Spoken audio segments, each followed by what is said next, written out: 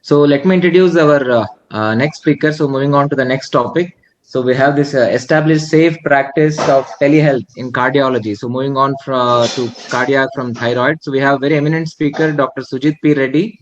So Dr. Sujeeth P. Reddy is an interventional cardiologist at the Sutter Gold Medical Foundation, Stockton, California, and he is the founder chairman of Click to Clinic. It's a well-known home healthcare services. So welcome, Dr. Sujeeth. You can continue.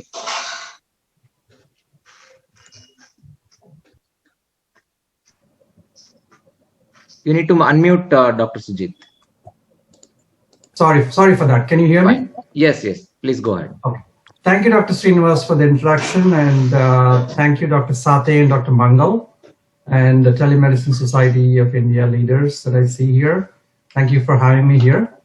And so if I can share my screen.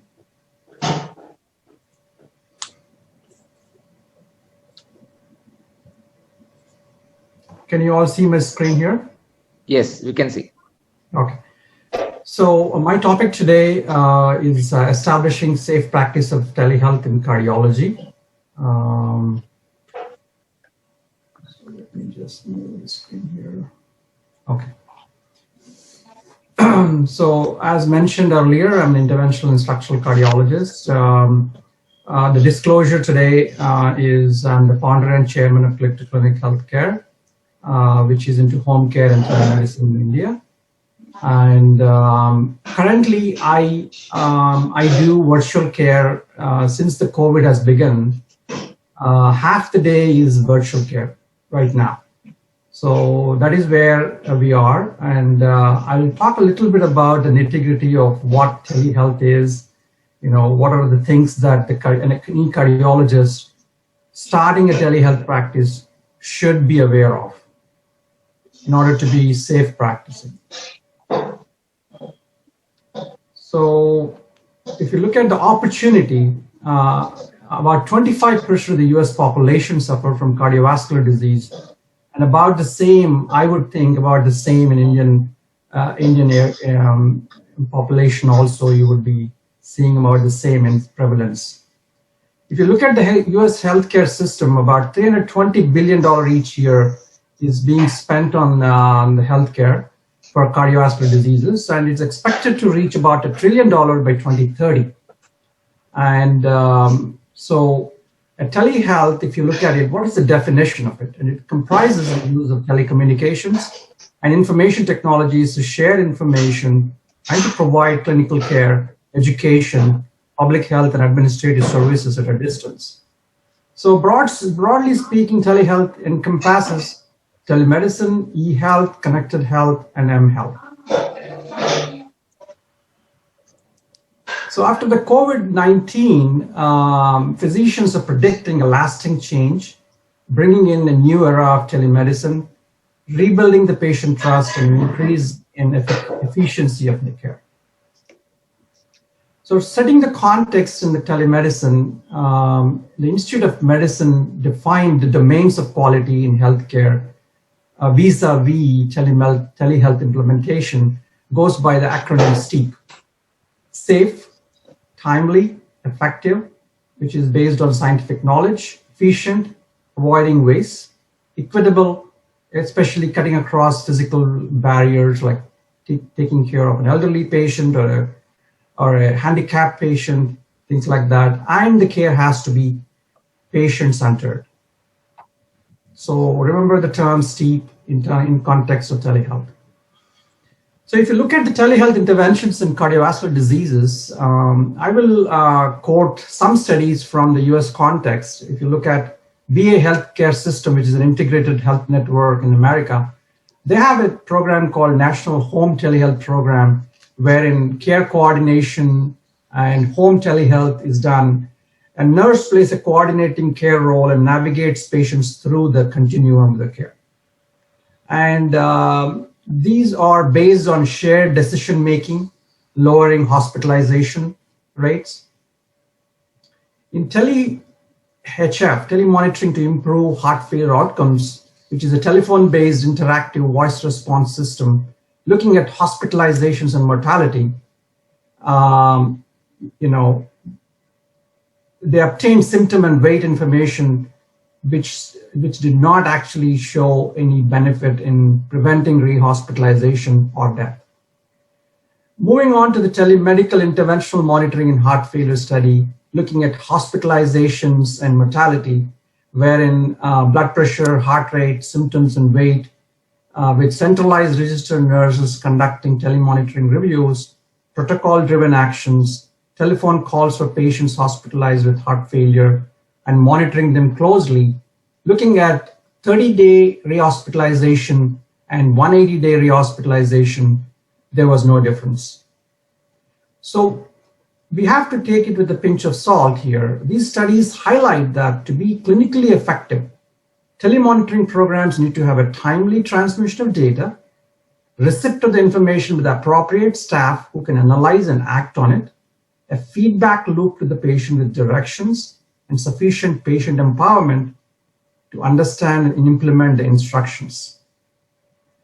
Generally, involving the transmission of recorded data through an external transmitter. So the bottom line is, having telehealth in itself is not a miracle. Ultimately, the care is what it boils down to. So as long as telehealth is not inferior to the standard of care, I think we have to go with that. So moving on to the next, BEAT heart failure trial, better effectiveness after transition in heart failure using a digital device-based study. The same thing goes actually. So it's not a panacea. So you have to be very aware of that. So right now, cardiology is being implementing, for the last decade or two. We all know that we have pacemakers, defibrillators, cardiac resynchronization therapies. All these devices, they have a capability, inbuilt capability to transmit the data. Like if you look at this thing here, like a cell phone, like a device that in a Wi-Fi setting can talk to the device in the patient, and then that data can be, processed to the central servers, and then automatic messages are being transmitted to the physician's offices. So this is the PA sensor that we do right now, which is Abbott. It used to be St. Jude Medical, CardioMEMS, what we call. In a right heart catheterization, you insert this device in the pulmonary artery, and it measures the sensor data. It gives the thoracic impedance, and based on that, we can calculate left ventricular end-diastolic pressure and pulmonary capillary wedge pressure. That data can be, monitored, shipped to any place. And again, it boils down to how are you looping that information in. We have the data available. How you get that into the mainstream of the of your care is what matters. So we all know it's very effective, but what are the barriers? So if you can divide that, there are three large areas: legal or regulatory, technological, and financial barriers, as you all know. So these are the three things that we need to be aware of. And one of the main things that which limits the whole system is reimbursement. There is a lack of meaningful reimbursement under the health insurance plans. Telehealth is not going to be effective. But if you take in the US context, the COVID has virtually bypassed that.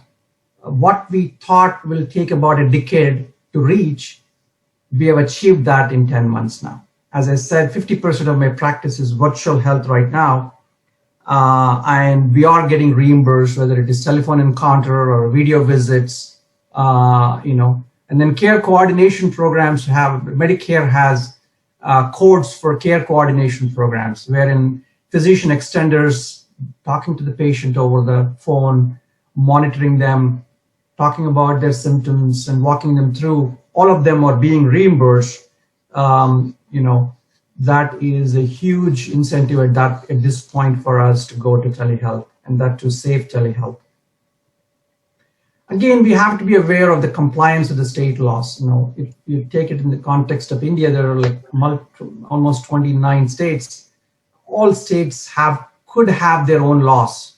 So whatever we have, whatever policy we have, that has to transcend the state borders. So that's when your telemedicine effectiveness will increase. You have 5 more minutes, Dr. Sujeeth. Yeah, thank you. How many minutes I have? 5 more minutes. 5 more minutes. 5 more minutes. So other thing that we have to be aware of, patient privacy and confidentiality. Because we are dealing with the data, there's always a concern about privacy and security of telehealth system. We all hear a lot about HIPAA, Health Insurance Portability Accountability Act in the US, which regulates privacy and security of health information. But this mainly mandates the provider to provider communication. Provider to patient channels may fall outside the scope. In the case when a provider communicates directly with the patient using telehealth, a number of security threats exist, including the possible breach of the confidentiality during transmission of the data and unauthorized access to the data.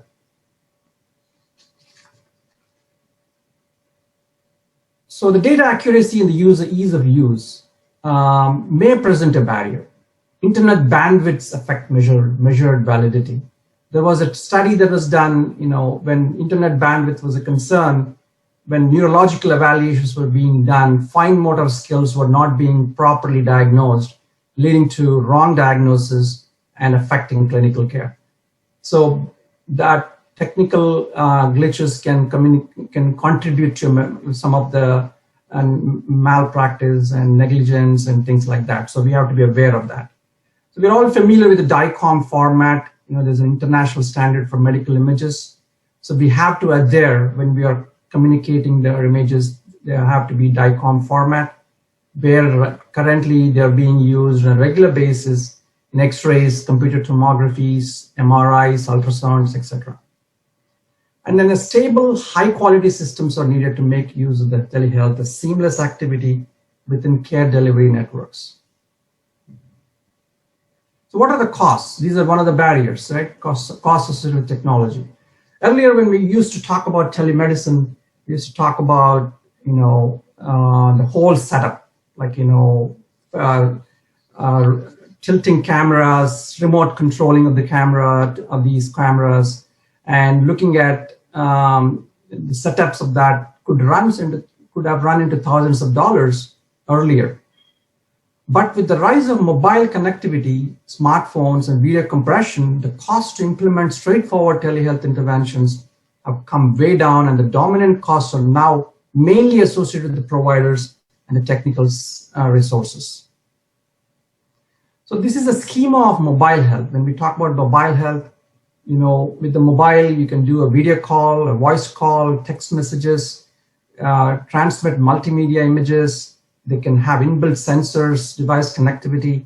They can talk to your digital devices. That information can be sent into national health networks, EMRs, if you're using EMR, or to a patient at home and effectively implement safe telehealth. Coming to the mobile platforms and connected health, the future is going to be mobile computing, ranging from handheld smartphones to small tablets. And we all know there are FDA-approved blood pressure monitors, glucometers, and all that can send the data automatically to personal health records or electronic health records, whatever it might be. And we all know in cardiology, there's like cardiac telemetry, Holter monitors have been used for decades, and diagnosis has significantly improved. But now, this is a depiction of a live core, just with the touch of the patient's palm, you can get a single lead or 2 lead EKGs that can be transmitted to EMR or to the patient's physician, and arrhythmia diagnosis can be made easily. So these are the emerging technologies, telehealth technologies, if you look at it. We all know heart rate can be monitored at home, stethoscopes are coming out, blood pressure monitors, glucose monitors, pulse oximeters, electrocardiogram, This is a QT medical device. This part, the little thing is the programmer, and the patient requires a 12 lead EKG at home. A packet is shipped out to them, and the leads are disposable. The clear-cut instructions, the patient can put on those leads. The programmer picks up the information and sends it to the server. And then once it is done, remotely, cardiologist or physician can read the EKG. This gets shipped back to the manufacturer. So basically, they're charging only for the little disposable EKG strips. And then this life vest, as you see in cardiology, we use on a regular basis.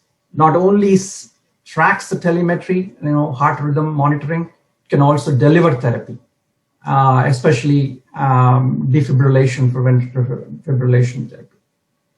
And then the other one that I'm showing here is a patch. We can use it up to 2 weeks. Put it on the chest. Patient can have a shower, do whatever they want.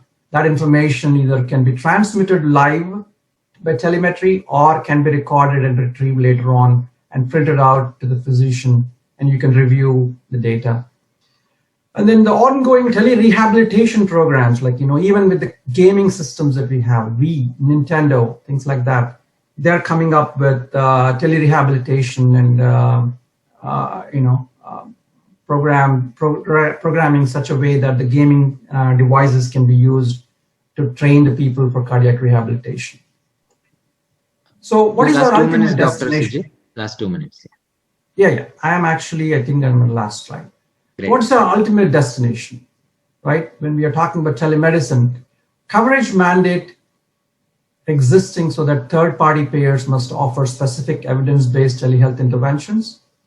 Properly trained providers are deemed eligible providers for telehealth interventions without restricted networks that would limit reimbursement by the provider. Encourage the development of simpler, less expensive technology platforms, allowing interoperability. Encourage the development of improved education for providers to simplify the process of delivering telehealth and to increase adoption among providers. Ensure that large healthcare providers, EMR systems, incorporate telehealth.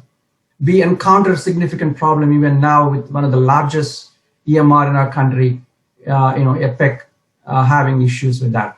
And ensure adoption of telehealth does not sacrifice quality in the name of cost savings. So those are the things that you need to keep in mind when you're choosing the right telemedicine program for your cardiology practice. So with that, I am open to questions. Thank you, Dr. Sujeeth, for a wonderful talk on to what extent the technology can be applied to cardiology on a remote basis.